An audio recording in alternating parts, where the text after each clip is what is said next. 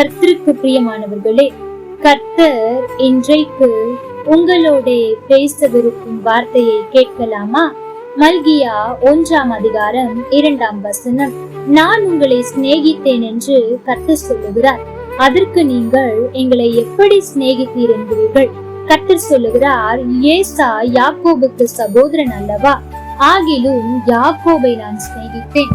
கர்த்தருக்கு பிரியமானவர்களே, இந்த நாளிலும் நீங்கள் நேசித்தவர்கள் நேசிக்கவில்லை என்று அங்கலாய்த்து கொண்டிருக்கிறீர்களோ?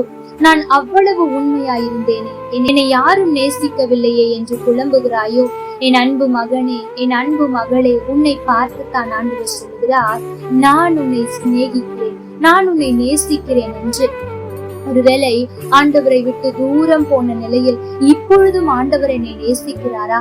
அவருக்கு பிரியமில்லாத காரியத்தை எல்லாம் செய்து விட்டேனே, அவரை மறந்து விட்டேனே, அவரை விட உலகம் முக்கியம், உலகத்தின் சிற்றின்பம் முக்கியம் என்று வெகு தூரம் ஓடிவிட்டேனே, இன்னும் என்னை ஆண்டவர் நேசிக்கிறாரா என்று ஒரு கேள்வியோடு அமர்ந்து இந்த வார்த்தையை கேட்கிறேன். அன்பு மகனே, என் அன்பு மகளே, உனக்குத்தான் ஆண்டவர் சொல்லுகிறார், நான் உன்னை நேசிக்கிறேன். நீ என்னை விட்டு தூரம் போய்விட்டாய், உண்மைதான், ஆனாலும் நான் உன்னை நேசிக்கிறேன் என்று சொல்கிறார்.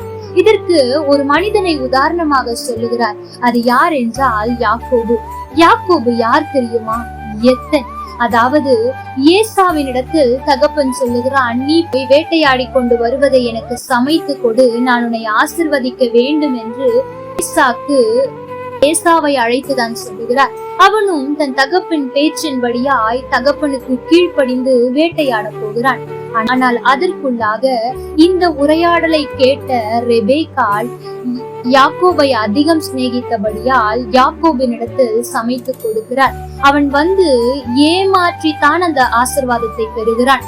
அதாவது அவன் வெளியே போய் வேட்டையாடி கொண்டு வரவில்லை.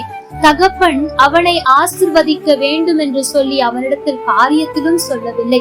இப்படியாய் அவன் வேலை செய்யாமல் தகப்பனை ஏமாற்றித்தான் அந்த ஆசீர்வாதத்தை பெற்றுக் கொள்கிறான். அப்படிப்பட்ட யாக்கோவை பார்த்துதான் ஆண்டவர் சொல்லுகிறார், நான் உன்னை சிநேகித்தேன். அதனை நாம் தவறா யோசித்து விடக்கூடாது. சரியா இருந்த ஏசாவை பார்க்கிலும் யாக்கோபு தானே ஆசீர்வாதத்தை பெற்றுக் கொண்டான். ஆகவே நானும் அப்படி வாழுகிறேன் என்று யோசிக்காதீர்கள். மாறாக தேவனின் அன்பை அங்கு பாருங்கள். ஏமாற்றினவன் தான், தகப்பனை ஏமாற்றி ஆசீர்வாதத்தை பெற்றுக் கொண்டவன் தான், ஒரு வேளையும் செய்யாமல் ஆசீர்வாதத்தை பெற்றுக்கொள்ள நினைத்தவன் தான். சொல்ல போனால் ஏசாவை பார்க்கிலும் எதற்குமே தகுதி இல்லாத, அதாவது தகப்பனின் ஆசீர்வாதத்தை பெற்றுக் கொள்வதற்கு தகுதி இல்லாதவன் தான். அவனை பார்த்துதான் ஆண்டவர் சொல்லுகிறார், நான் உன்னை சிநேகித்தேன். ஒருவேளை உன் தகப்பன் உன் அண்ணனை ஆசிர்வதிக்க நினைத்து இந்த காரியத்தை சொல்லியிருக்கலாம். நீயும் உன் தாயின் பேச்சை கேட்டு நீ இந்த ஏமாற்றத்தை செய்திருக்கலாம். ஆனாலும் என் கண்களில் உனக்கு தயவு கிடைத்தது என்று ஆண்டவர் யாக்கோபை சிநேகித்தார். தகப்பனின் ஆசீர்வாதம் அவனுக்கு ஆசீர்வாதத்தை கொண்டு வரவில்லை. அவன் அண்ணன் அவனை கொல்ல வேண்டும் என்று நினைக்கிறான். ஆனால் அந்த இடத்தை விட்டு புறப்பட்டு போகும்போது இடையில் தேவன் சந்திக்கிறார். அதுதான் அவனுக்கு ஆசீர்வாதத்தை தந்தது. என் அன்பு மகனே, என் அன்பு மகளே, நீங்களும் அநேக காரியத்தில் ஏமாற்றி ஆசீர்வாதத்தை பெற்றுக் கொள்ளலாம் என்று முயற்சித்திருக்கலாம். அதனால் ஆசீர்வாதம் வருவதை போல தோன்றி அதனுடைய விளைவுகள் பயங்கரமாயிருந்திருக்கலாம். இன்றைக்கு நான் இப்படி செய்து விட்டேனே என்று குற்ற உணர்ச்சியோடு இருக்கிற உன்னை பார்த்துதான் ஆண்டவர் சொல்லுகிறார், இப்பொழுதும் நான் உன்னை நேசிக்கிறேன். நீ ஏமாற்றினாய், உண்மைதான், அது எனக்கு தெரியும். ஆனாலும் நான் உனக்காக ஏங்கிக் கொண்டிருக்கிறேன். நீ என்னை விட்டு தூரம் சென்று விட்டாய், ஆனாலும் நீ எப்பொழுது திரும்பி வருவாய் என்று உன்னை நேசித்து உனக்காக காத்து கொண்டிருக்கிறேன். நீ எனக்கு துரோகம் செய்து விட்டாய், உண்மைதான், ஆனாலும் நீ திரும்பி என்னை நேசிக்க மாட்டாயா என்று உன் அன்பிற்காக நான் ஏங்குகிறேன்.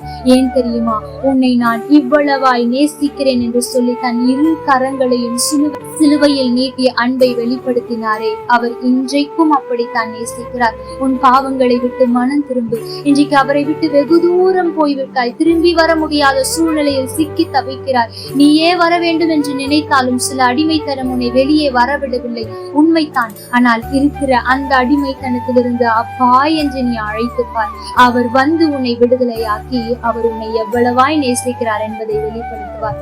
எனக்கு பிரியமான தேவ ஜனமே, அவரை போல உங்களை நேசிக்க ஒருவரும் இல்லை. அதை ஒரு நாளும் மறந்து விடாதீர்கள். இன்றைக்கும் அவர் உங்களை தான் நேசித்துக் கொண்டிருக்கிறார். கர்த்தர் தாமே உங்களோடு கூட இருந்து உங்களை ஆசீர்வதிப்பாராக. ஆமென். லைக் பண்ணுங்க, ஷேர் பண்ணுங்க, கமெண்ட் பண்ணுங்க.